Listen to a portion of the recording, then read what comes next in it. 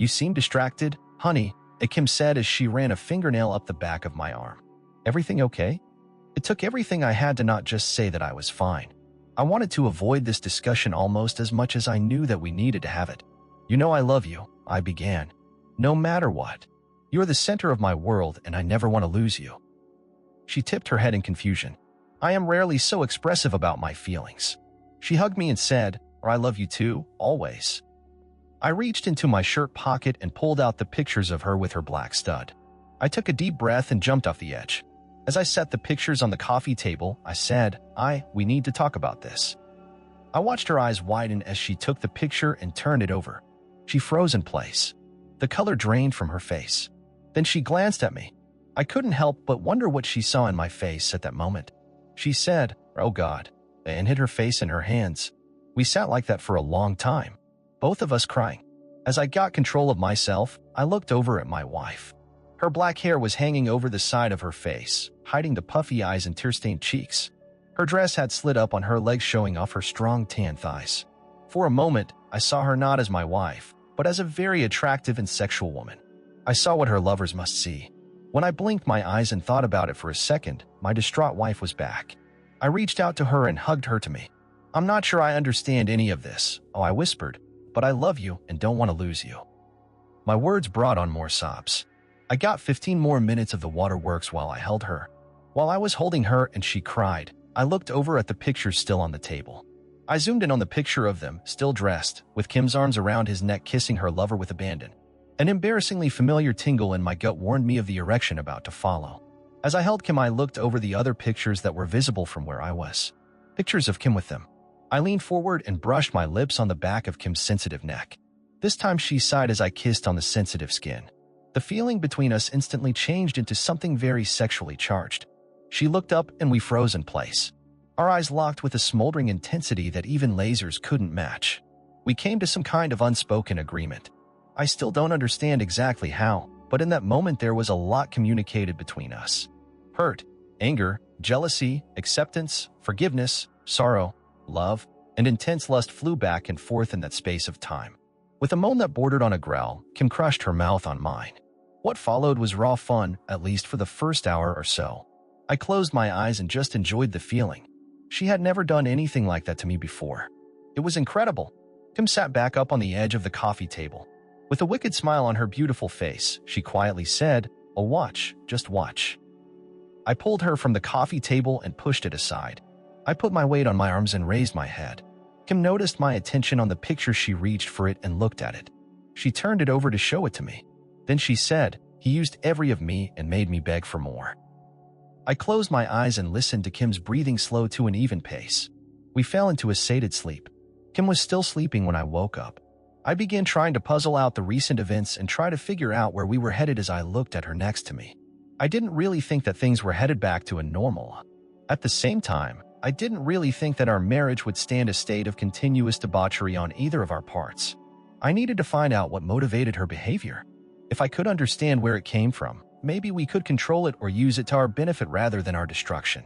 I nudged my wife awake and suggested she grab a shower while I fixed us something to drink. As I dried her back, Kim said, "You know, there is still a lot we need to discuss." Oh God, not another discussion like the last one. At least not for a little bit. I joked. It didn't go over real big, so I told her that I had been thinking the same thing. I suggested that we wait until morning.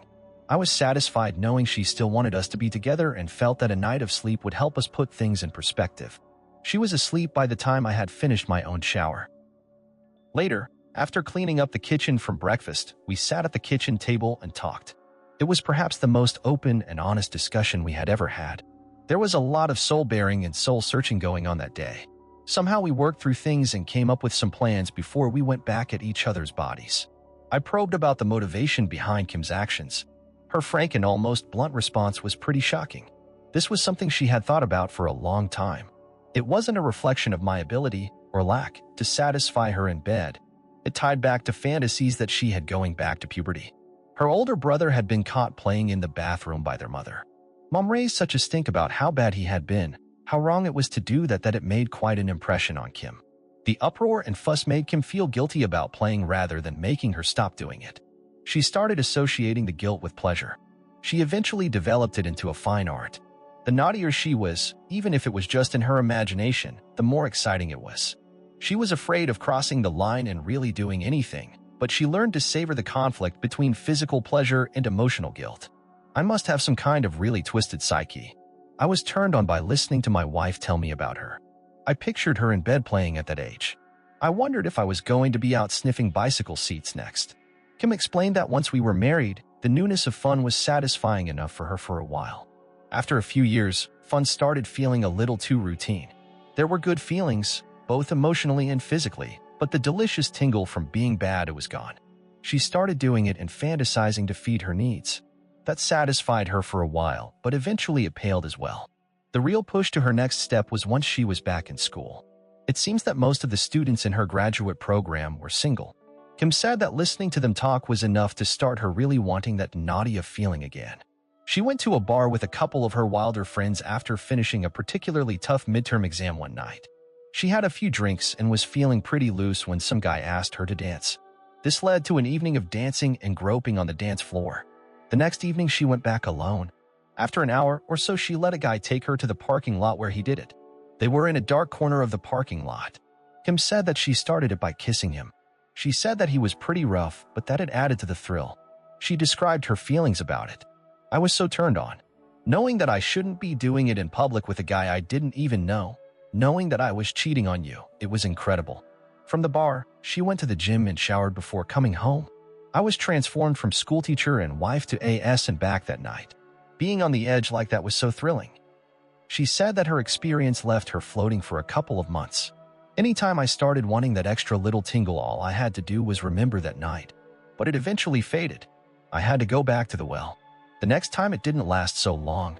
Finally, it has built up to the point that I have been pushing the envelope in terms of both duration between my activities and in how far I have been willing to go in terms of kinkiness. What you found in those pictures and tapes is pretty vanilla compared to the last month or so. She seemed exhausted by her confession. I was fascinated by her tale. I wanted to hear the details of each encounter. What kinky things had she been doing? I wanted to know it all. At the same time, I knew I loved her as much or more than ever. I wanted to make things work for us. So rather than trying to get the gory details of all of her encounters, I spent the next hour trying to work out our relationship. She was surprised that I was so accepting. When I described my excitement at her illicit activity, she smiled. Sounds like you know about the excitement of the guilty tingle. Eventually, we decided to try to share her experiences and maybe include me. The catch that I insisted on was to limit the number of experiences to just 2 encounters per month. I didn't want us to fall into a slide that accelerated both of us into a situation where we had constantly had to have more and more activities to satisfy us. I reasoned that if we showed the control to limit how often we did these things, then the expectation of the next and memory of the last would sustain us. We wouldn't fall into the spiraling cycle and trap that snared Kim. We decided to have our first wild weekend of the following week. In the meantime, Kim would stop all other activity with her friends, and we would work at repairing our relationship. Once we had concluded the discussion, I looked at my wife. I saw the cute little elf she had been at 12. I saw the serious undergraduate student with whom I had my first sexual experience. I saw the upstanding wife and teacher that our community knew. I also saw a very sexy little S with the guts and willingness to bend the rules in pursuit of excitement. I was excited. Author note, I still can't understand this guy. This is so stupid. Guy is the C, if you know what I mean. We decided to wait until Friday night to make plans for our first wild night. That is not to say that we abstained until then. It seemed as if we couldn't get enough of each other. Our fun ran the gamut from the sweetest romantic candlelit love-making to hard nasty like I have never done before. I really got into having Kim tell me about some of the things she had done behind my back. It turned into a type of role play for us. She still felt guilty about having cheated on our relationship, but we were both very excited by it. As we would start, she would be very much the lady, reluctant to speak of her indiscretions, embarrassed to speak of them. As I touched her and teased her body, she would heat up and the reluctance would fade. Before long, she would be proudly telling me about her experiences. I quickly became a connoisseur of watching the battle between the lady and the S. The variety of the experimentation Kim had participated in shocked me. It also excited me. I'm not sure that I would want her to do all of those things again. She didn't really enjoy all of them herself. When I drew the stories out of her, she would get very hot, both from remembering what she had done and from seeing the effect of her stories on me. I found myself particularly excited by her first encounter. One afternoon, Kim got a message from the couple she was supposed to meet that night. They were tied up with a family crisis and weren't going to be free. She ended up going alone to a club she had been to before. During the course of the evening, she met and danced with several men. Of these men, the best dancer was a guy who was hitting on Kim pretty hard. As worked up as she was, his efforts paid off quickly. They went to his apartment. Kim's new friend was about 6 feet 2 inches and 225 pounds. She swears that he had no visible body fat on his body. Kim became engrossed in telling me about the second time. She went back to that bar several times, but never found this guy again. She told me of her other adventures as well. By the time Friday rolled around, I was on a sexual high, imagining all of the things my wife had done, imagining all of the things she would do. I told her that I wanted to orchestrate everything for our first night out. She accepted that and seemed excited by the prospect. I ended up choosing a simple black miniskirt with a white silk shirt and a black vest. Once the clothes were chosen, Kim banished me from the bedroom while she did her makeup and hair. I burned the time by watching her videos. I was glad I chose pants with a generous pleat in them. Tight slacks would have been torture. Kim entered the room. That was a fun afternoon. I looked over my shoulder to see Kim posing for me. With her hair and makeup done and her clothes on, this was the same woman who I had just watched. For just a minute, I thought about canceling the evening and dragging her to bed right then, but I couldn't quite bring myself to mess up my plans for the night. Those two guys are on the wrestling team at the college. There wasn't an ounce of body fat on either one of them, Kim said. They had great stamina and were just about insatiable. Although, Robbie did have those ugly ears. Suddenly, I had a block of dry ice in my stomach. This was all real. It had really happened. It was going to happen again tonight. My wife, my sweet innocent wife, was capable of being a total S with men she barely knew. Not just capable, she had done it and was looking forward to doing it again this very evening. The enormity of what had happened, was happening, struck me very hard. I was suddenly very uncomfortable with actually living out the reality of what had been fantasy to me. I was afraid of the changes that could come about as a result of all of this. I very much wanted to dial the clock back and have things as they were before. Kim must have read my thoughts. She sat next to me and reassured me that our love was stronger than ever. She held me and told me that she would give it all up to keep me if that is what it took. We just sat there for 5 or 10 minutes, being close and holding each other. Finally, I said, and no, it was just that all of the change has been pretty quick for me. I was just a little overwhelmed for a minute. I think we have to try this at least once. Then we can reevaluate things and see where we will head. With that, I stood and helped my secretly S-wife to her feet. We drove to a hotel in town that was right across from the convention center. I was sure the bar would have plenty of men available to fill out my plans for the evening. I pulled up to the very front of the hotel and dropped Kim off with instructions to have fun in the bar. I told her I would get the car parked and be along in a half hour or so. I told her that when I got to the bar, she was to have danced with at least 2 different guys and have had a drink. When she asked for money for the drink, I told her that she would have to use a different currency to get it. She smiled and headed into the lobby. My stomach was doing flip-flops as I watched her swing as she walked through the lobby. It was really happening. I was buzzing like I had a 6-pack of margaritas in me. It was all I could do to take my time parking and walking back to the lobby of the hotel. I could hear the music and laughter from the bar. I sat in the lobby and watched the people coming and going from the bar. A beautiful blonde in a black miniskirt and a red knit top came out of the bar with 2 men. She had long dark blonde hair and beautiful eyes. She had an arm around each of the guys and was laughing at something one of them had just whispered in her ear. Following behind them was a short guy with salt and pepper hair. "Come on, Gary," she said over her shoulder. "You don't want to miss anything, do you?" "Yeah, Gary," laughed one of the men. "Jill told us how much you wanted to see this." My God, was everyone doing this sort of thing? Maybe I had been living in Mayberry with Andy and Aunt B all these years. It was clear that those 2 guys were taking her up to a room. I couldn't believe how obvious they were.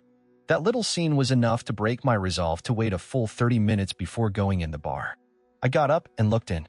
Kim was on the dance floor with a man who looked like a poster boy for country clubs. He had that dark tan with perfect casual but dressy clothes. His hair looked like it belonged on a game show host. His teeth were too white to be true. I was surprised at her choice of partner. They were moving fast, both of them clearly putting on a show for everyone to see. Whenever Kim turned quickly, her vest pulled back. The guy moved with a self-conscious grace that looked more studied than natural. When the song ended, Kim and he went to the bar and sat at there waiting drinks. I had taken a seat at a table in the back of the club. It was pretty busy and people kept moving into my sight line of my wife and her suitor. I tried to decide what my next step was going to be. I went up to the bar and ordered a beer. Kim saw me order. Qu'est-ce que waved a here? She said something to Plas and came over to me. As she approached, I said, just act like I'm an old friend, okay? Kim went into the routine so easily it was scary. After a few seconds of false greeting and cheek kisses, I asked why this guy. No reason. He was just the first guy to offer me a drink is all. She went on, he is hung pretty good, but is way too stuck on himself to be able to use it well. Then why don't you have some fun with him?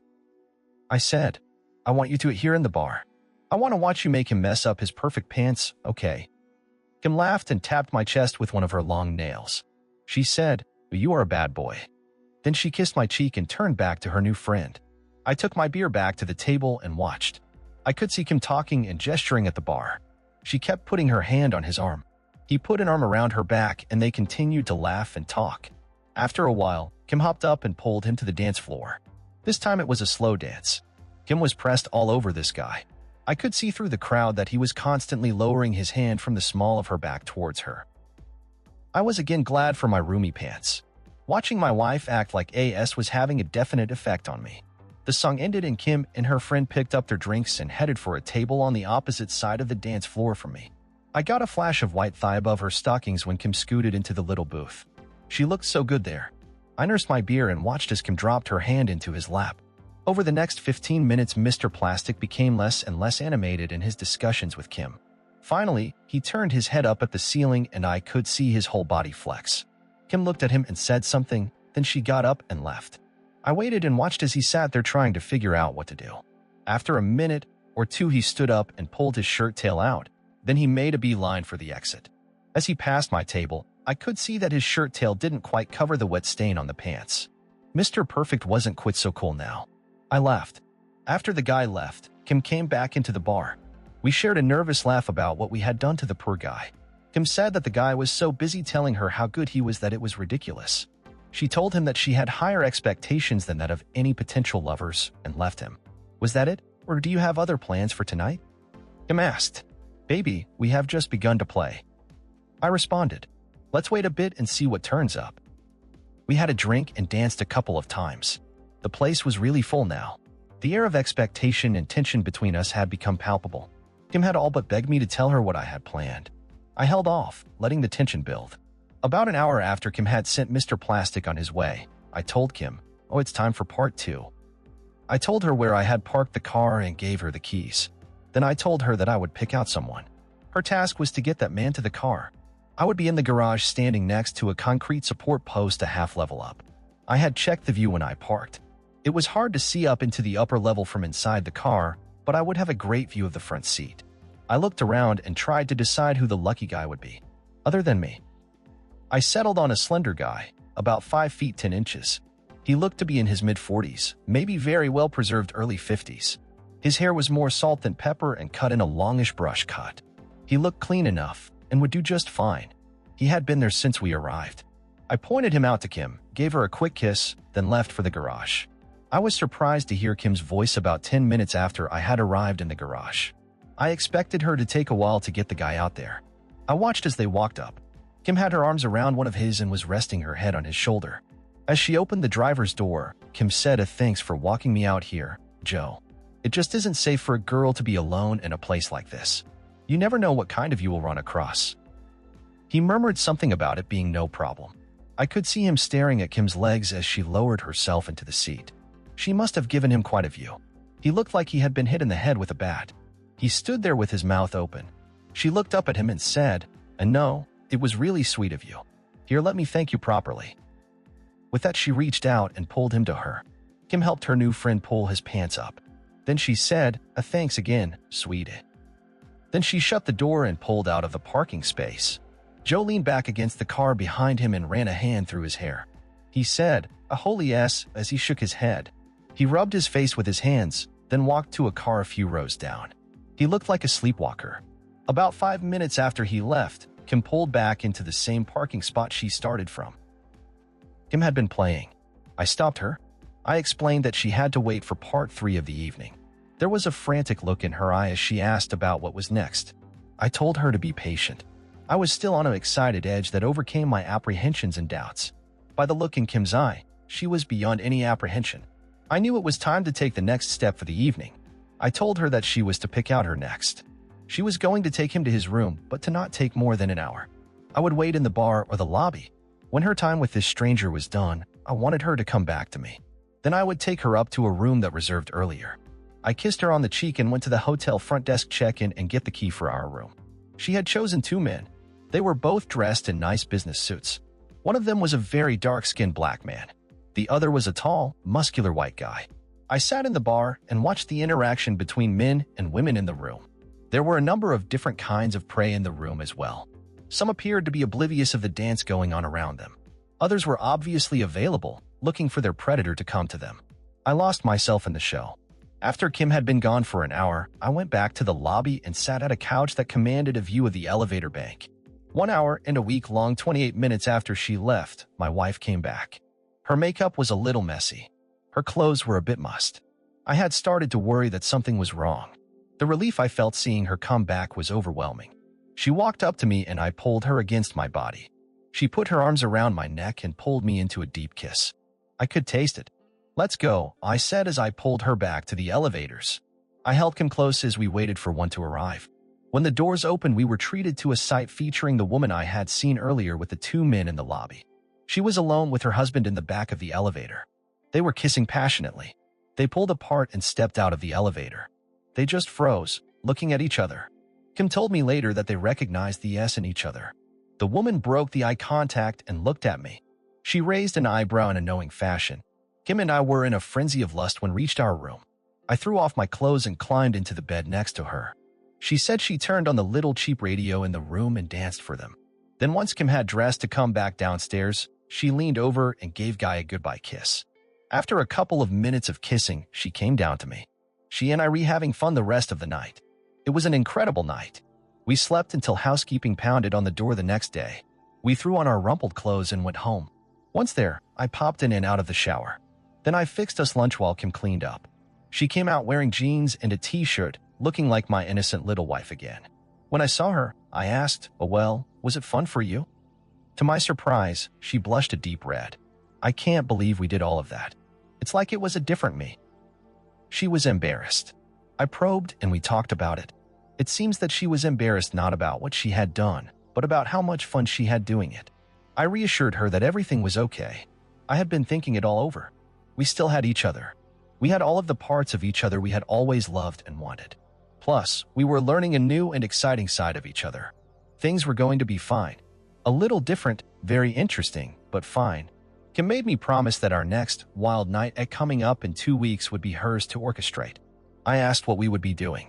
I felt a tingle in my belly when her eyes twinkled and she said, "Don't worry, it will only seem kinky the first time you try it."